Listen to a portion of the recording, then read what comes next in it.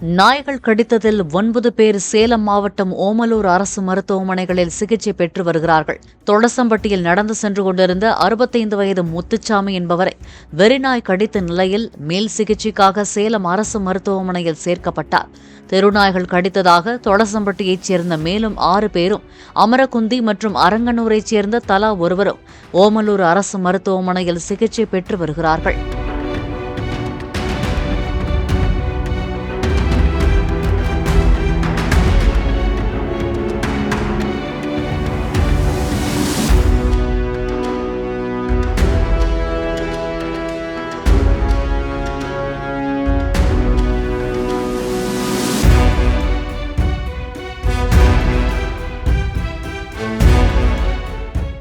Play store மற்றும் app ஸ்டோரில் இருந்து பாலிமர் செயலியை QR கோடு மூலம் பதிவிறக்கம் செய்யுங்கள்.